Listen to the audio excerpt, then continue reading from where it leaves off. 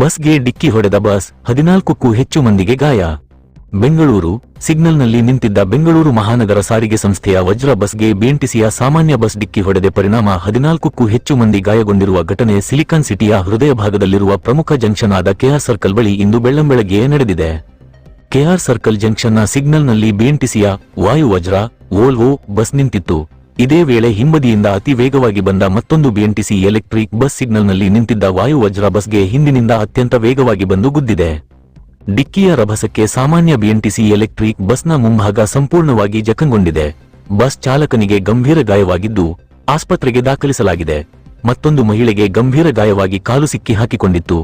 ಅವರನ್ನು ಬಸ್ನಿಂದ ಹೊರತೆಗೆಯಲು ಹರಸಾಹಸ ಪಡಲಾಯಿತು. ಕಬ್ಬಿಣದ ರಾಡ್ಗಳನ್ನು ಹರಸಾಹಸಪಟ್ಟು ತುಂಡರಿಸಿ ಮಹಿಳೆಯನ್ನು ಹೊರತೆಗೆಯಲಾಯಿತು. ಬೆಳಗ್ಗಿನ ಅವಧಿಯಾಗಿದ್ದರಿಂದ ಬಸ್ಗಳಲ್ಲಿ ಕಚೇರಿ ಹಾಗೂ ದೈನಂದಿನ ಕೆಲಸ ಕಾರ್ಯಗಳಿಗೆ ತೆರಳುತ್ತಿದ್ದ ಪ್ರಯಾಣಿಕರು ಹೆಚ್ಚಿನ ಸಂಖ್ಯೆಯಲ್ಲಿದ್ದರು. ಈ ಘೋರ ಅಪಘಾತದಿಂದಾಗಿ ಬಸ್ನಲ್ಲಿದ್ದ ಪ್ರಯಾಣಿಕರು ದಿಕ್ಕಾಪಾಲಾಗಿದ್ದಾರೆ. ಅಪಘಾತದ ತೀವ್ರತೆಗೆ ಬಸ್ನ ಮುಂಭಾಗದ ಸೀಟುಗಳಲ್ಲಿದ್ದ ಹಲವು ಮಹಿಳಾ ಪ್ರಯಾಣಿಕರಿಗೆ ತಲೆ ಹಾಗೂ ಕೈಕಾಲುಗಳಿಗೆ ಗಂಭೀರ ಸ್ವರೂಪದ ಗಾಯಗಳಾಗಿವೆ. ಇನ್ನು ಅಪಘಾತ ನಡೆದ ತಕ್ಷಣವೇ ಗಾಯಾಳುಗಳ ಕಿರುಚಾಟ, ಆಕ್ರಂದನ ಮುಗಿಲು ಮುಟ್ಟಿತ್ತು. ಸಾಮಾನ್ಯ ಬಿಎಂಟಿಸಿ ಬಸ್ನ ಮುಂಭಾಗ ಸಂಪೂರ್ಣ ನಜ್ಜುಗುಜ್ಜಾಗಿದ್ದರಿಂದ ಅದರ ಹೆಡ್ಲೈಟ್ ಮತ್ತು ಮುಂಭಾಗದ ಕಬ್ಬಿಣದ ಭಾಗಗಳು ಒಳಗೆ ನುಗ್ಗಿದ್ದವು.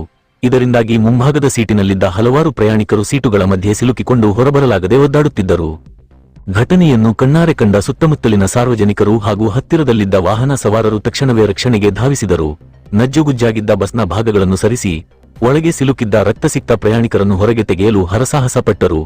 ಗಾಯಾಳುಗಳನ್ನು ತಕ್ಷಣವೇ ಹತ್ತಿರದ ಆಸ್ಪತ್ರೆಗಳಿಗೆ ರವಾನಿಸಲು ಆಂಬ್ಯುಲೆನ್ಸ್ಗಳಿಗೆ ಮಾಹಿತಿ ನೀಡಲಾಯಿತು. ನಗರದ ಅತ್ಯಂತ ಬ್ಯುಸಿ ವೃತ್ತಗಳಲ್ಲಿ ಒಂದಾದ ಕೆಆರ್ ಸರ್ಕಲ್ನಲ್ಲಿ ಬೆಳ್ಳಂಬೆಳಗ್ಗೆಯೇ 2 ಸರ್ಕಾರಿ ಬಸ್ಗಳು ಅಪಘಾತಕ್ಕೀಡಾದ ಪರಿಣಾಮವಾಗಿ ಇಡೀ ರಸ್ತೆಯಲ್ಲಿ ಭಾರೀ ಸಂಚಾರ ದಟ್ಟಣೆ, ಟ್ರಾಫಿಕ್ ಜಾಮ್ ಉಂಟಾಯಿತು. ಸ್ಥಳಕ್ಕೆ ಧಾವಿಸಿದ ಸಂಚಾರಿ ಪೊಲೀಸರು ಕರಗಿದ ಬಸ್ಗಳನ್ನು ರಸ್ತೆಯಿಂದ ತೆರವುಗೊಳಿಸಿ ಸುಗಮ ಸಂಚಾರಕ್ಕೆ ಅನುವು ಮಾಡಿಕೊಟ್ಟರು. ಬ್ರೇಕ್ ವೈಫಲ್ಯದಿಂದ ಈ ಅಪಘಾತ ಸಂಭವಿಸಿದೆಯೇ ಅಥವಾ ಚಾಲಕನ ನಿರ್ಲಕ್ಷ್ಯವೇ ಕಾರಣವೇ ಎಂಬುದು ಇನ್ನಷ್ಟೇ ತಿಳಿದುಬರಬೇಕಿದೆ. ವರದಿ ವಿಪಿ1X ನ್ಯೂಸ್ ಬೆಂಗಳೂರು.